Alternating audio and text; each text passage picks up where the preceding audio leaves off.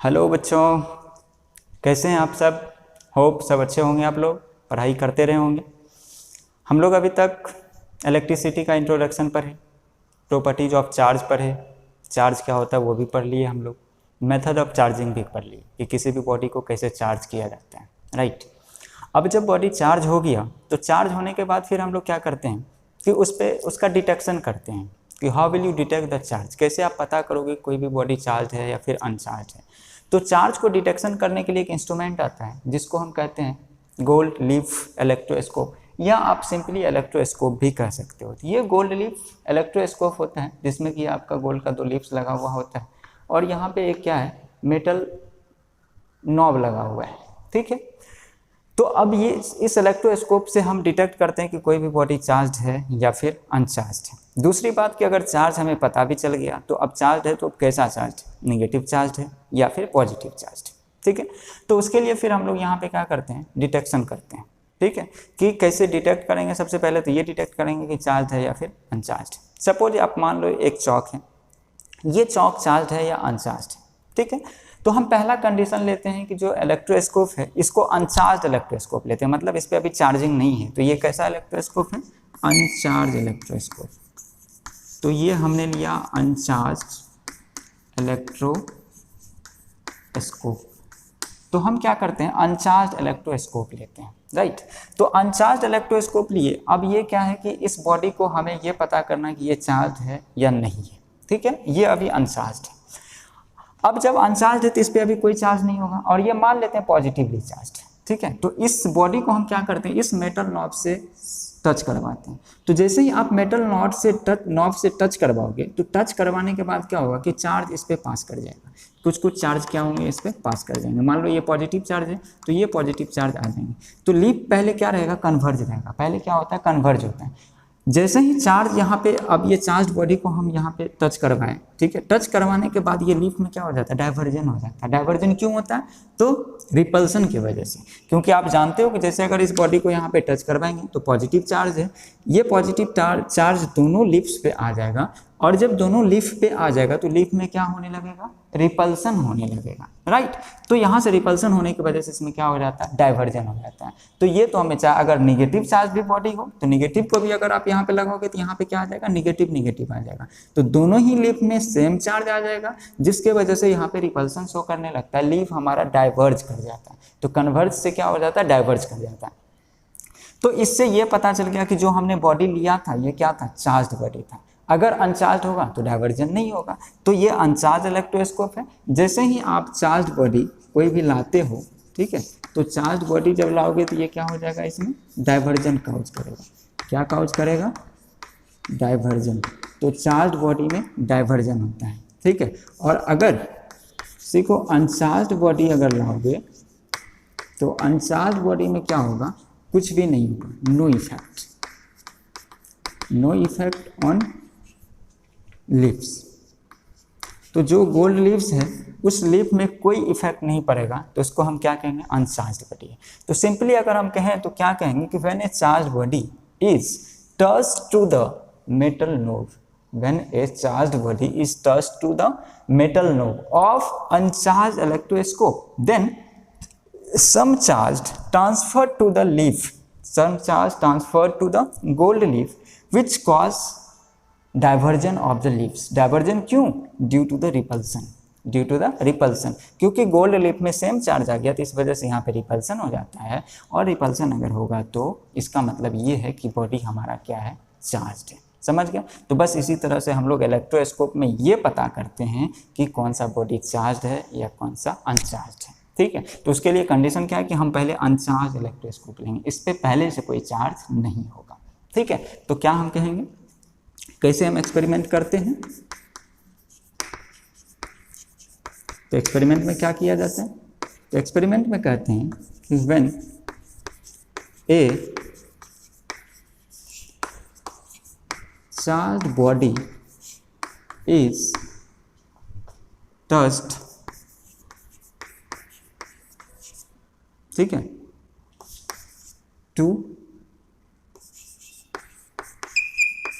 Metal knob of an uncharged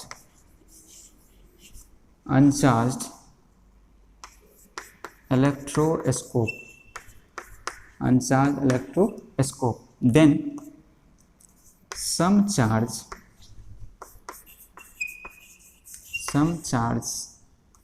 charges get transferred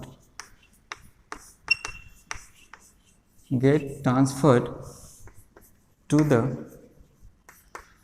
leaf, ठीक है, and cause diversion क्यों? due to the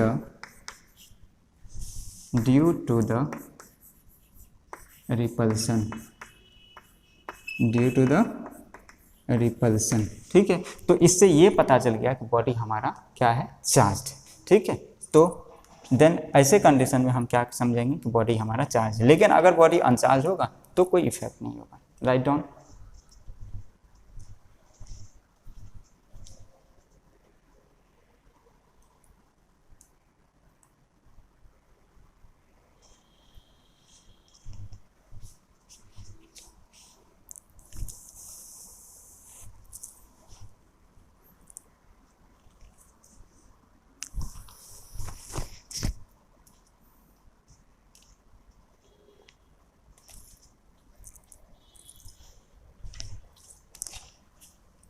चलिए लिख लिए होंगे।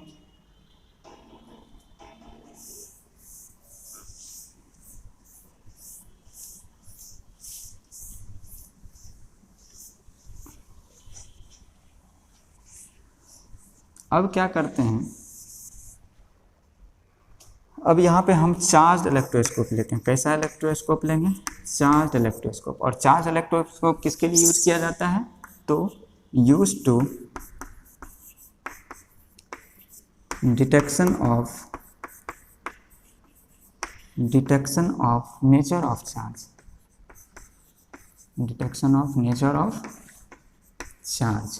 तो अभी तक हम लोग क्या देखें कि जो हमारा इलेक्ट्रोस्कोप था वो अनचार्ज था। अनचार्ज इलेक्ट्रोस्कोप से ये पता किए कि बॉडी हमारा चार्ज है या फिर नहीं है। अब हम लोग क्या करेंगे, चार्ज इलेक्ट्रोस्कोप लेंगे और चार्ज इलेक्ट्रोस्कोप से ये पता चलेगा कि जो बॉडी चार्ज है वो कैसा चार्ज है, पॉजिटिवली चार्ज है या फिर नेगेटिवली चार्ज है, ठीक है। तो बस इससे हम फिर क्या करेंगे, यहाँ पे डिटेक्ट करेंगे। तो डिटेक्ट कैसे किया जाएगा? अब ये अगर चार्ज बॉडी है तो यहाँ पे कोई भी आप मान लो कि ये पॉजिटिवली चार्ज इलेक्ट्रोस्कोप है, ये आपका हो सकता है पॉजिटिव भी हो सकता है, नेगेटिव भी हो सकता है। तो कोई भी चार्ज इलेक्ट्रोस्कोप ले लेंगे, मतलब पहले से इस पे क्या है, चार्ज प्रेजेंट है, या तो पॉजिटिव चार्ज प्रेजेंट हो या फिर नेगेटिव चार्ज प्रेजेंट हो। अगर आप मान लो कि इस पे पॉजिटिव चार्ज प्रेजेंट है, ऑलरेडी पहले से चार्ज यहाँ पे क्या है, प्रेजेंट है, तो अब यहाँ पे क्या होगा कि जो अगर हम यहाँ पे अब सपोज कि ये पेंसिल ये बॉडी है, ये चार्ज बॉडी है। अब इस चार्ज बॉडी का हमें ये पता करना है कि ये पॉजिटिवली चार्ज है या फिर नेगेटिवली चार्ज है। तो अब यहाँ पे क्या है कि जो हमारा इलेक्ट्रोस्कोप है ये पॉजिटिवली चार्ज है, मान लेते हैं पॉजिटिवली चार्ज है। तो इसको अगर हम यहाँ पे टच करवाएंगे तो टच करवाने के बाद क्या होगा कि अगर ये भी पॉजिटिव है और ये ऑलरेडी पहले से पॉजिटिव है, तो यहाँ पे जो सिमिलर चार्ज अगर लाएंगे तो यहाँ पे रिपल्सन होगा। क्या होगा? रिपल्सन होगा। बट अगर मान लो कि ये पॉजिटिवली चार्ज है और ये हमारा पेंसिल या बॉडी जो है ये नेगेटिवली चार्ज हो, तो जब आप इसको यहाँ पे ले जाओगे तो ये नेगेटिव और ये क्या है, पहले से पॉजिटिव था, तो अब यहाँ पे डिसिमिलर चार्ज हो गया। तो अब क्या होगा, गोल्ड लीफ का कन्वर्जन होगा, अट्रैक्शन होगा। समझ गए? तो कहने का मतलब क्या होगा कि अगर सिमिलर चार्ज है तो यहाँ पे क्या होना है, रिपल्सन होना है। रिपल्सन होगा मतलब गोल्ड लीफ क्या हो जाएगा, डाइवर्ज कर जाएगा। क्या करेगा? डाइवर्ज कर जाएगा। लेकिन अगर डिसिमिलर चार्ज हो तो इस कंडीशन में क्या होना है, इस कंडीशन में यहाँ पे अट्रैक्शन होगा। क्या होगा? अट्रैक्शन होगा। मतलब यहाँ पे गोल्ड लीफ क्या करेगा, आपका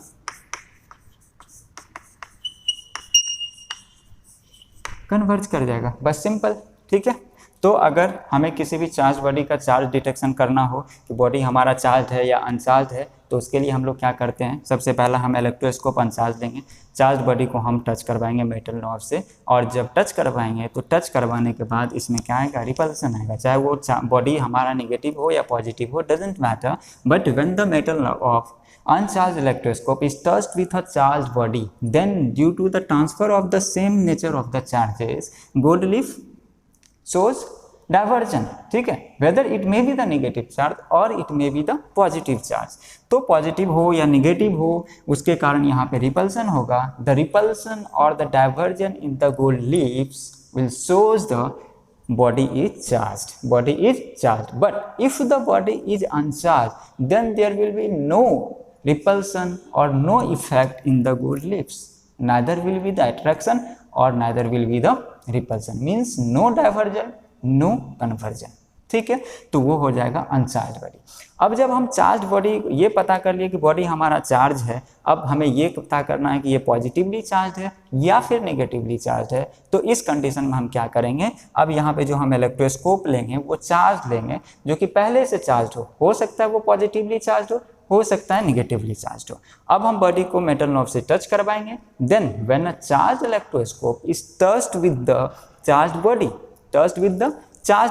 then if the same charge on the body as on the electroscope, जो चार्ज इलेक्ट्रोस्कोप है अगर सेम चार्ज बॉडी पे भी हो, मतलब अगर इलेक्ट्रोस्कोप पॉजिटिव है और हमारा बॉडी भी पॉजिटिव है, then there will be the repulsion and due to the repulsion gold leaf diverge, but if the dissimilar charge when the metal knob of charged electroscope is touched with a charge body but with dissimilar charge, मतलब अगर ये आपका positively charge है और हमारा body क्या है negatively charge है, then there will be the attraction according to the nature of charge and it means gold leaf converge, ठीक है। तो इससे हम ये पता कर लेंगे कि कौन सा बॉडी हमारा चार्ज है, अनचार्ज है और नेचर ऑफ चार्ज क्या है। तो यही है gold leaf electroscope. Write down.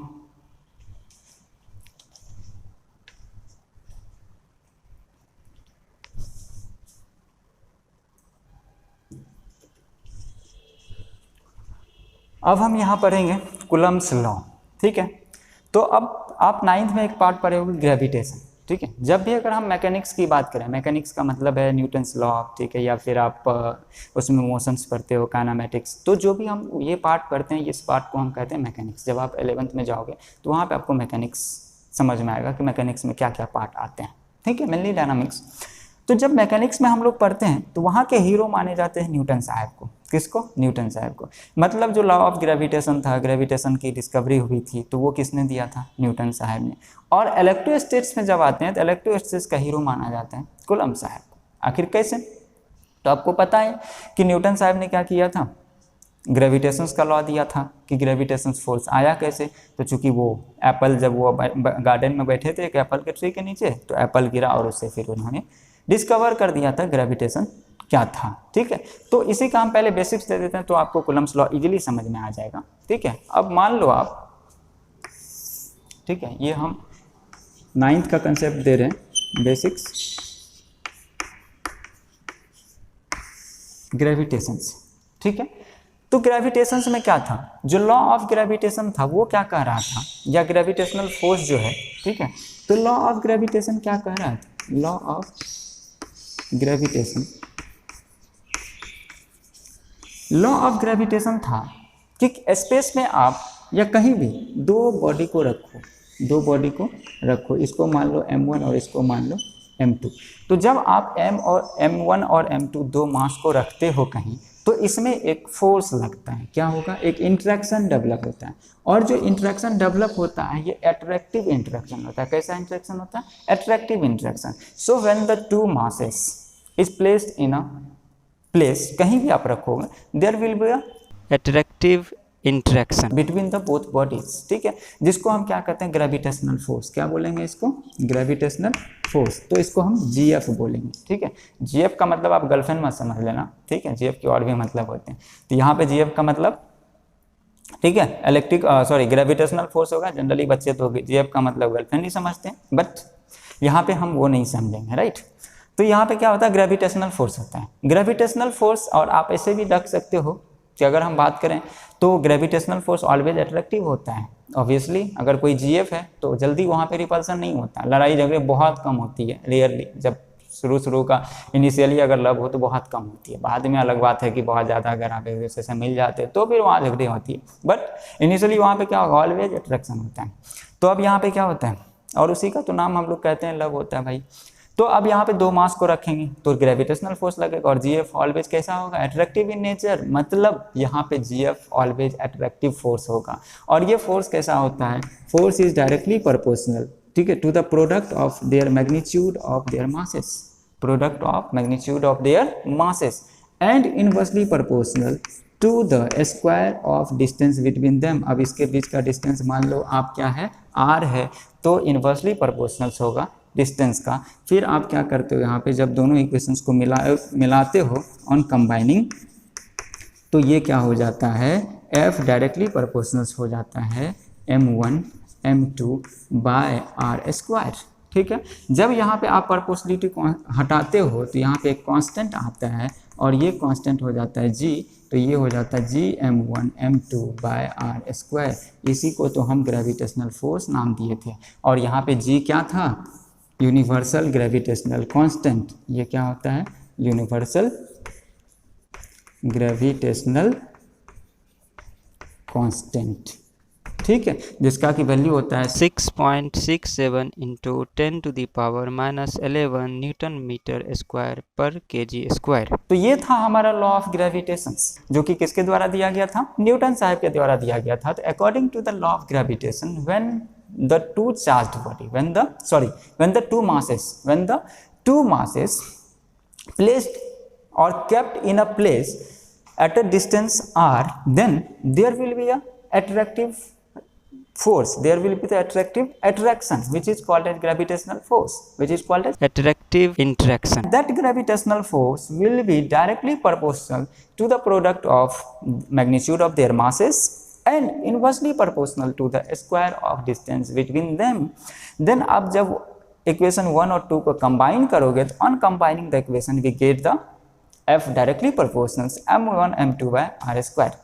जब प्रोपोर्शनलिटी को आप हटाते हो तो यहाँ पे एक कांस्टेंट यूज होता है, that constant is said to be the universal gravitational constant, which value is equal to 6.67 into 10 to the power -11 newton metre square per KG square. So this is the law of gravitation. तो ये हमारा law of gravitation था, just इसका similar है, कुछ भी नहीं है। इधर ये आप लॉ ऑफ ग्रेविटेशन मास के लिए था, 4 मास, ये क्या है 4 मास, 4 मास। अब यहाँ पे हम लोग जब कूलम्ब्स लॉ पढ़ते हैं, ये किसके लिए पढ़ते हैं, 4 चार्ज। क्या पढ़ते हैं, 4 चार्ज, ठीक है, ये ध्यान में रखना। दोनों में कंपैरिजन जब आप करोगे इजीली समझ में आएगा, कुछ भी नहीं है। जो आपने 9th में पढ़ा था ग्रेविटेशन, वही हम यहाँ पे कूलम्ब्स लॉ पढ़ रहे हैं। वो मास के लिए पढ़े थे, ये चार्ज के लिए पढ़ रहे हैं, ठीक है।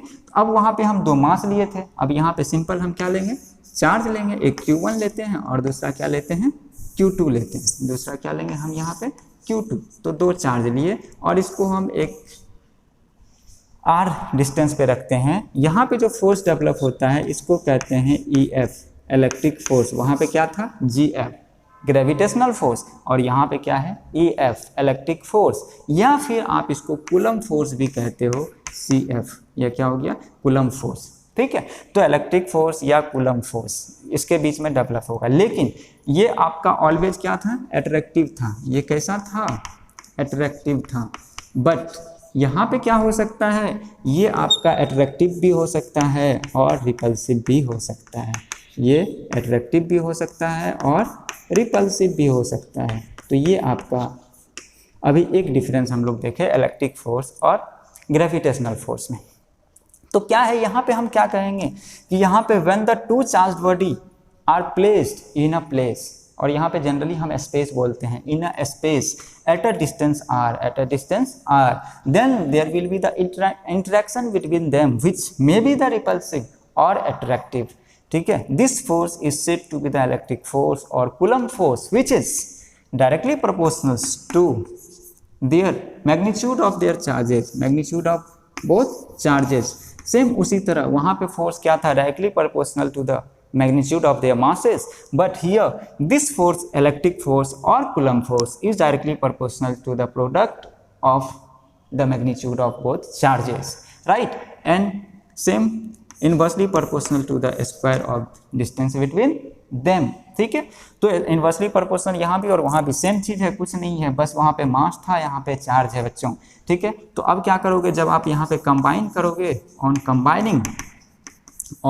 combining F directly proportionals, you will get F directly proportionals Q1 Q2 by R square। आपने वहाँ पे कांस्टेंट यूज किया, यहाँ भी हम कांस्टेंट यूज करेंगे, और ये F यहाँ पे कांस्टेंट K यूज कर लेते हैं, K Q1 Q2 by R square। This force is said to be the electric force, and here the value of constant K equal to होता है 1 बाय, छोड़ो इसको आप मत रखो, सिंपली आप न्यूमेरिकल वैल्यू याद रखो, 9 × 10⁻9 न्यूटन मीटर स्क्वायर पर कूलम्ब स्क्वायर। देख लो आप, यूनिट भी आपका सिमिलर है, यहाँ पे Newton metre square per KG square था क्योंकि यहाँ पे मास था, और यहाँ पे न्यूटन मीटर स्क्वायर पर कूलम्ब स्क्वायर है क्योंकि यहाँ पे चार्ज है। बाकी वहाँ पे न्यूटन मीटर स्क्वायर यहाँ भी था, न्यूटन मीटर स्क्वायर वहाँ पे, तो सारा चीज़ क्या है, सिमिलर है। तो कुछ भी आप नया नहीं पढ़ रहे हो, जस्ट एक फॉर्म चेंज हुआ है, वो मास और ये चार्ज, ठीक है। तो ये न्यूटन साहब का कंसेप्ट था और ये कूलम्ब साहब का कंसेप्ट था, बस और कुछ नहीं है, जस्ट एक दूसरे का आप कह सकते हो सिमिलरिटी है, कॉपी है, ठीक है। तो राइट डाउन, फिर इसके बाद हम इसकी लॉ को लिखाते हैं। देखिए अब देखो, अब यहाँ पे कूलम्ब लॉ को डिफाइन कैसे करेंगे, तो बस same, when two charges Q1 and Q2 are placed at a distance R in the free space,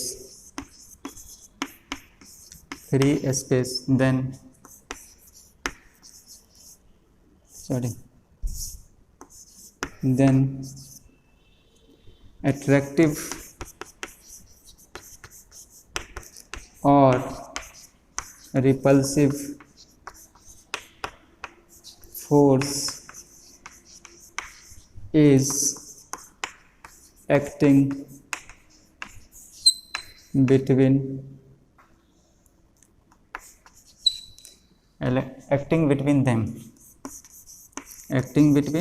them, ठीक है। This force is said to be electric force or Coulomb force or electrostatic force,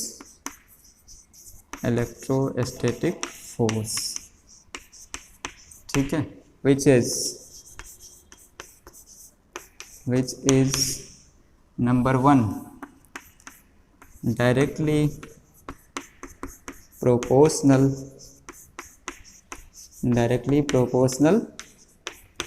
to the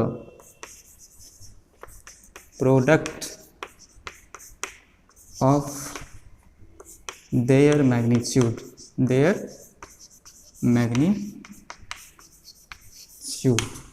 that is F directly proportional Q1 into Q2, right। Second, ठीक है, inversely proportional to the square of distance between them, that is F inversely proportional to the R square। So this is the Coulomb's law, इसी को तो हम Coulomb's law बोलते हैं। वहाँ पे मास के लिए था, यहाँ पे क्या होगा, चार्ज के लिए, कुछ नहीं। When two charges Q1 and Q2 are placed at a distance in the free space, then attractive or repulsive force is acting between them. This force is said to be electric force or Coulomb force or electrostatic force, which is directly proportional to the product of their magnitude, that is F directly proportional to the Q1 and Q2, and inversely proportional to the square of distance between them, that is F inversely proportional to the R square. This is simple. ठीक है, write down.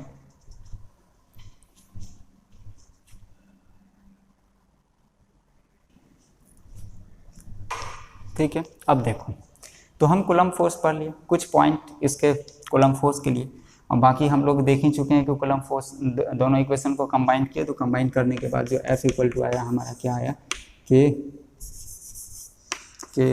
Q1 Q2 by R square, यही हमारा force आया है numerical value. ठीक है, तो unit क्या होगा, ऑब्वियसली फोर्स है तो यूनिट क्या होने हैं, न्यूटन होने हैं, यूनिट क्या होगा, न्यूटन होगा। ठीक है, तो चाहे कोई भी फोर्स हो यूनिट उसका न्यूटन ही होना है। ठीक है, अब यहाँ पे दूसरी बात ये क्या होता है, सेंट्रल फोर्स होता है, it is central force. Central force मतलब क्या है, acting, that is acting on the centre of body, जो भी चार्ज बॉडी है उसके क्या होगा, सेंटर पे होगा, या फिर it is acting along the lining joining the centre of charge body,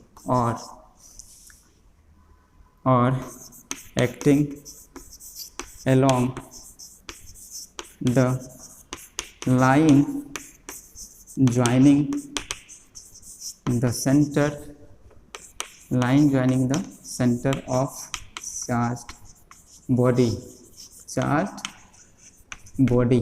ठीक है, मतलब कि अगर ये चार्ज है तो ये दो चार्ज बॉडी है, इसके सेंटर के अलोंग हमेशा फोर्स लगेगा, समझ गए, तो ये आपका सेंट्रल फोर्स होता है। ठीक है, अब इसके बाद हम लोग कुछ कंपैरिजन करेंगे ग्रेविटेशनल फोर्स और इलेक्ट्रिक फोर्स में। पहले इसको नोट डाउन करिए।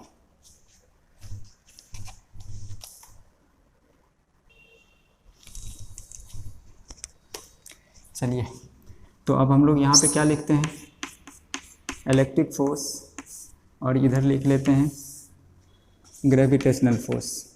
ठीक है, एक साइड EF और दूसरे साइड GF। ठीक है, नॉट द, समझ ही गए होंगे, तो gravitational force.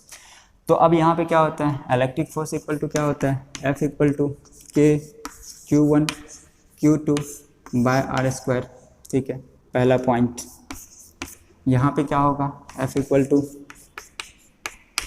G M1 M2 by R square, simple, कुछ नहीं है। दूसरी बात कि यहाँ पे जो K का वैल्यू होता है ये होता है 9 × 10⁹ न्यूटन मीटर स्क्वायर पर कूलम स्क्वायर। यहाँ पे क्या होगा, जो G का वैल्यू होता है ये क्या होता है 6.67 × 10⁻11 न्यूटन मीटर स्क्वायर पर कूलम स्क्वायर। ठीक है, नेक्स्ट हम लोग बात करते हैं, ये आपका अट्रैक्टिव भी हो सकता है, रिपल्सिव भी हो सकता है। So it may be attractive और repulsive, it may be attractive और repulsive, but GF is always attractive, but it is always attractive, it can never be repulsive. भाई GF तो कभी रिपल्सिव होती ही नहीं है। ठीक है, तो इट इज ऑलवेज भी अट्रैक्टिव। ठीक है, और इट में भी अट्रैक्टिव और रिपल्सिव। सेकेंड, नेक्स्ट पॉइंट, ये मीडियम पे डिपेंड करता है, but it doesn't depend upon any medium. आप आगे 11th में जब 12th में जब जाओगे तो वहाँ पर होगे कैसे मीडियम पे डिपेंड करता है, बस यहाँ इतना सफिशियंट है जानना कि इट इज़ मीडियम डिपेंडेंट।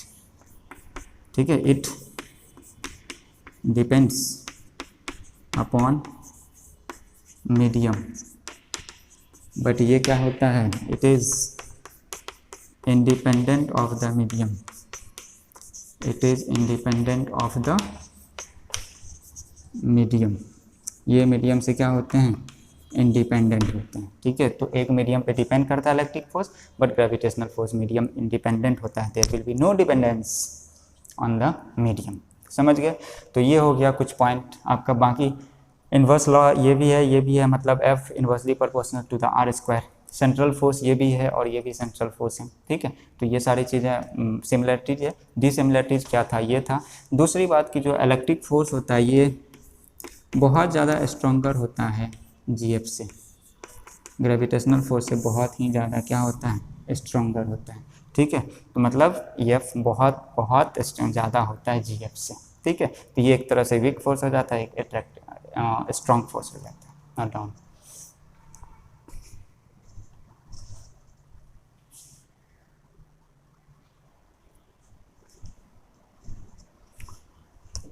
ठीक है, चलिए अब थोड़ी सी कुछ पॉइंट और जानते हैं। अगर हम एक ग्राफ देखें ये फोर्स का और ये डिस्टेंस का, तो ये क्या होता है, ग्राफ इस तरह से आता है, मतलब F inversely proportional to the R square. Inversely proportional क्या होता है, आर स्क्वायर का होता है। कौन सा फोर्स, कोई भी, ग्रेविटेशनल फोर्स भी सेम, इलेक्ट्रिक फोर्स भी सेम। मतलब यहाँ पे आप देखोगे that is if distance is double, अगर डिस्टेंस डबल हो जाए तो फोर्स कितना हो जाएगा, फोर्स बिकम्स 1/4 टाइम्स। ये कितना हो जाता है, 1/4 टाइम्स। मतलब जो नया फोर्स होगा ये कितना हो जाएगा, F/4 हो जाएगा, ठीक है। क्योंकि यहाँ पे आप अगर डबल करोगे, R की जगह 2R दोगे तो ये 4R हो जाएगा। मतलब जो नया फोर्स होगा वो जो पहले वाले ओरिजिनल फोर्स था उसका क्या होगा, 1/4 टाइम्स हो जाएगा, ठीक है।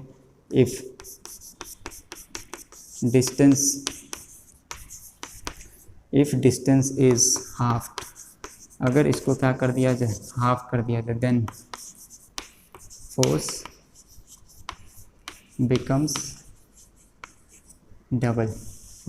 बिकम्स डबल, ठीक है। यहाँ पे क्या हो रहा था, जो R नया R था ये क्या हो रहा था, 2R हो रहा था। लेकिन अब यहाँ पे क्या होगा, डिस्टेंस को हम क्या कर रहे हैं, जो नया डिस्टेंस है वो उसका हाफ हो जा रहा है। तो फोर्स जो यहाँ पे होगा, नया फोर्स, ये क्या हो जाएगा, तो जब आप डिस्टेंस को हाफ करोगे तो फोर्स अब यहाँ पे आपका देन फोर्स बिकम्स डबल, नहीं 4 टाइम्स, ठीक है। तो यहाँ पे अब आपका क्या हो जाएगा, F equal to 4, F original force का क्या होगा, 4th टाइम्स हो जाएगा, समझ गया। तो ये होता है, आप जनरल कह सकते हो, इन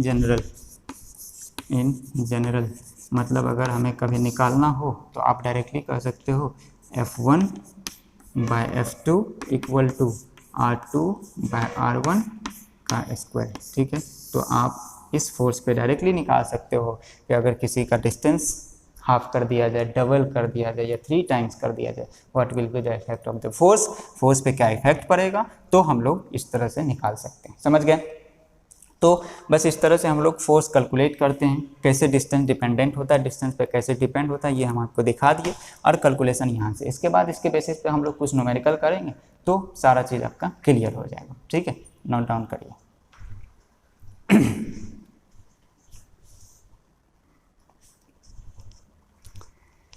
चलिए जैसे क्वेश्चन हम करते हैं, मान लेते हैं एक चार्ज है Q1 और दूसरा चार्ज है Q2।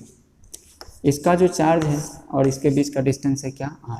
इसका जो चार्ज है ये है 10 कूलम और ये भी मान लो आप क्या है 10 कूलम। इसके बीच का जो डिस्टेंस है ये सपोज कर लो आपका कितना है, 1 मीटर। कितना है, 1 मीटर, ठीक है। तो दो चार्ज लिया 10 कूलम का और इसके बीच डिस्टेंस हमने क्या रखा, 1 मीटर। तो अब यहाँ पे हमें कह रहा है फोर्स कैलकुलेट करने के लिए, फोर्स क्या होगा, तो सिंपल है, फोर्स इक्वल टू आप करो के Q1 Q2 बाय R स्क्वायर। तो K कितना होता है, 9 × 10⁹ 9, ठीक है। Q1 कितना हो जाएगा, 10 कूलम, Q2 कितना हो जाएगा, 10 कूलम, और R स्क्वायर 1 का स्क्वायर। तो ये कितना हो जाएगा आपका 9 × 10⁻, ये 9 है और ये 2 ऐड हो जाएगा, ये कितना हो जाएगा 11। ये तो कुछ होगा ही नहीं, और फोर्स का यूनिट क्या होता है, न्यूटन। तो बस इस तरह से हम लोग क्या करेंगे, फोर्स कैलकुलेट करेंगे।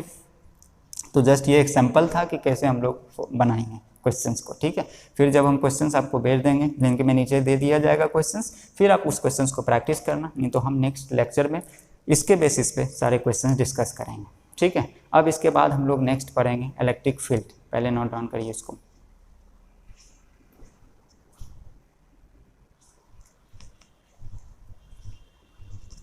एक क्वेश्चन नोट डाउन कर लीजिए, होमवर्क के लिए घर से करके आइएगा। Find the ratio of electric force and gravitational force for 2 electrons placed at the same distance apart in air, ठीक है।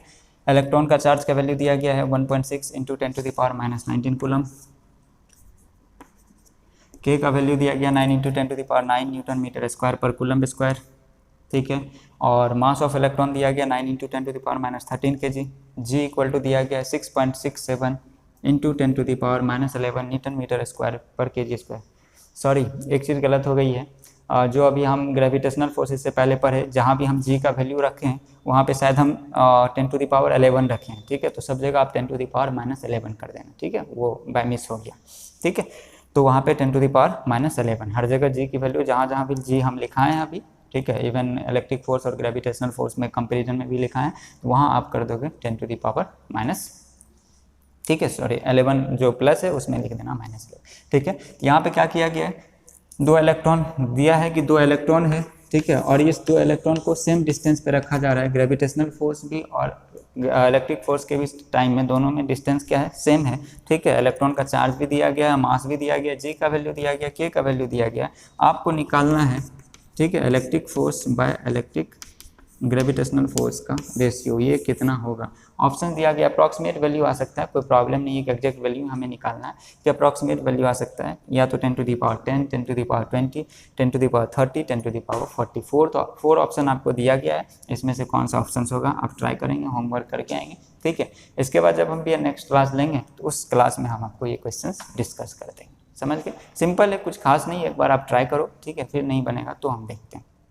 चलिए आज की क्लास वैसे यहीं तक ख़त्म कर दें, क्योंकि अगर इलेक्ट्रिक फील्ड स्टार्ट करेंगे तो लेक्चर लंबा हो जाएगा। बेटर है कि इलेक्ट्रिक फोर्स को आप यहीं तक ख़त्म करिए। नेक्स्ट क्लास में हम लोग इलेक्ट्रिक फोर्स देख लेंगे, ठीक, सॉरी इलेक्ट्रिक फील्ड देख लेंगे, क्योंकि उसमें भी कम से कम 30-40 मिनट लग ही जाएंगे लेक्चर में, तो लेक्चर आपका लंबे हो जाएंगे, ठीक है। तो आज का क्लास यहीं तक ख़त्म करते हैं। बाकी आप लोग पढ़ाई करते रहिए, ऑल द बेस्ट। लेकिन हाँ, ध्यान रहे कि वीडियो को कभी भी स्किप नहीं करना है।